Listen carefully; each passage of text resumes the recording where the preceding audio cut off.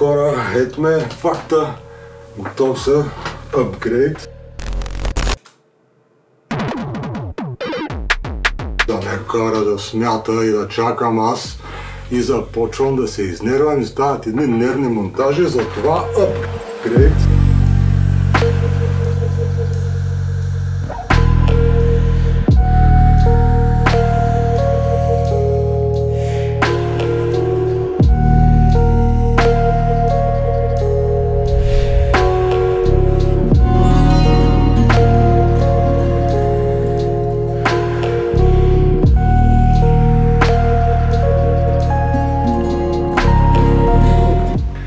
Хей хора, аз съм Факта, вие сте в YouTube канала ми, добре дошли. Апгрейд на компютъра, това е международен празник на монтажиста, когато дойде време за подмяна на части, знаете как е, ако работите всеки ден и работата ви е свързана с компютър от сутрин до вечер, няма как компютъра да не бъде в час и да е най-добрия и да не ви дразни, да работи перфектно и да не ви бави, да не ви губи времето и да прави това точно за което е предназначен и това, което точно му кажете да прави, а не да си прави каквото си иска.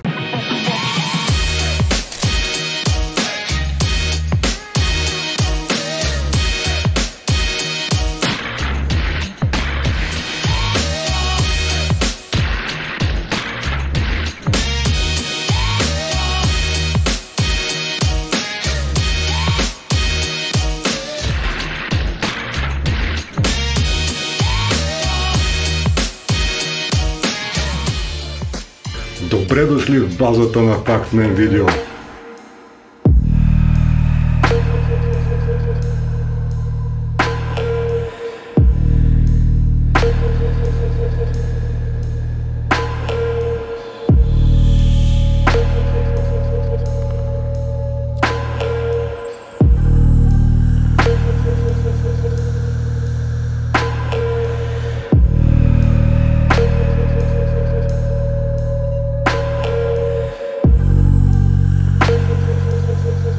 Подменяме някои от чарковете на компютъра. Време е монтажа да се качи на още едно ниво нагоре, тъй като до момента някои от проектите, които са на 4K, при поставяне на повече ефекти, компютъра не може да се справи както си трябва гладко да ми ги показва. Караме да чакам и това много дразни монтажиста, а когато един монтажист е раздразнен, стават нервни видеа. За да нямаме нервни видеа, апгрейд на компютъра. Качваме едно ниво нагоре за 4K, дори е възможен 6K едитинг на компютърът, който ще сглобим току след малко що. Какво? Ето на това се спря хора, няма реклама, няма позициониране, няма кодове, няма нищо. Това е процесорчето е. Тук имаме и процесор. Съответно, за такова процесорче би трябва пък едно хубаво охлаждане. Ето и така се е отворил. Тук има паста, която са е наредили, за да ви е детска игра поставянето на охлаждането и да не се занимавате вие с термопасти. Хората са сложили достатъчно, колкото трябва, само завивате и монтажа започва. Имам предвид видеомонтажа, а не монтажа на компютърните аксесуари. Дъното е върха, оксиморон, знаете ли оксиморонът? Дъното ми е върхът. Новите процесори имат такъв сокет, че няма измъкванка. Не може да не си вземете някакво по-нормално дъно, защото много от нещата няма да бъдат окей. Затова ето го. Това е дъното. Ето е рамчицата на Corsair на 3200 МГц Vengas DDR4. Много добра рамчица и трябва да бяга яко. Тук съм си взел едно SSD, за да сложим програмите на него. Ще инсталираме един Windows 10 и ще хвърчи 2 терабайта. Elements съхранява доста неща, цели 2 проекта. Един проект, 1 терабайт. До какви времена стигнахме, а? Ето е новата кутия, Cooler Master, и в тази кутийка, която е Middle Tower, смятам да събера всичките чакове. Има отпред 3 вентилатора и отзад има един, отгоре изцяло мрежа, долу мрежа, отпред мрежа и охлаждането трябва да бъде на много добро ниво. USB тройки, пинките. Ето започваме с разкачането на няколко кабеларите.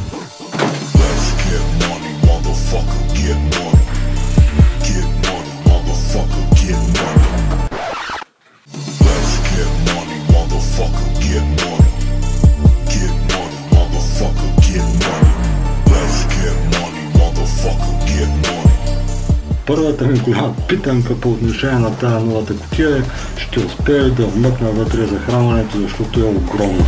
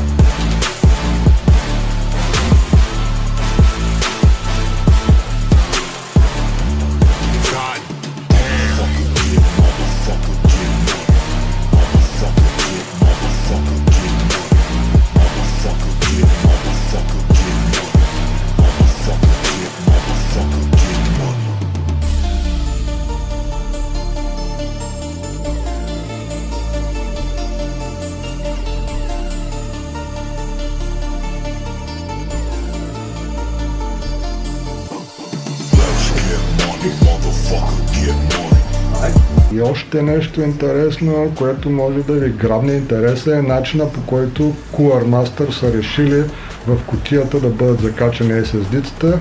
Много оригинално, много прибрано, практично. Погледнете как.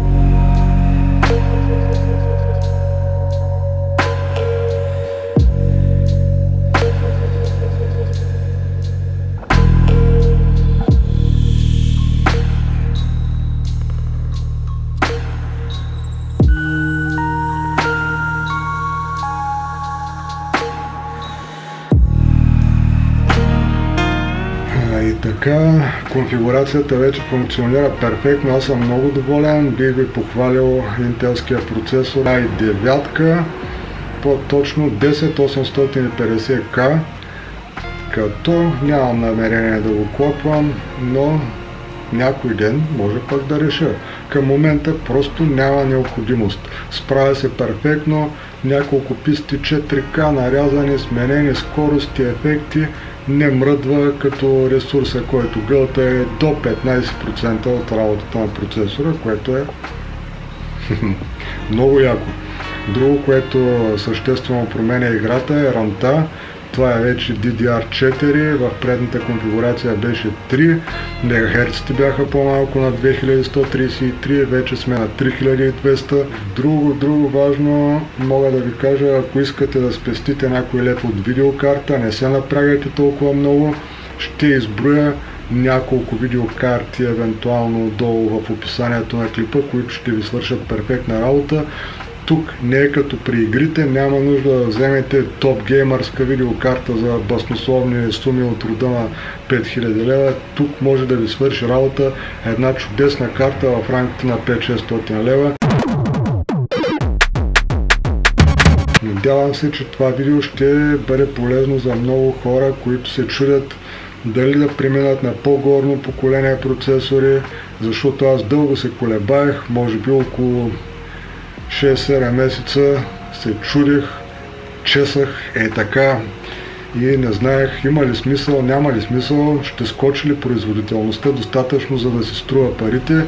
Да, струва се, точно за това направих този клип. В предната ми конфигурация процесора беше 4790K i7, който се справяше и той изключително добре, но 4K видеята му идваха малко в повече.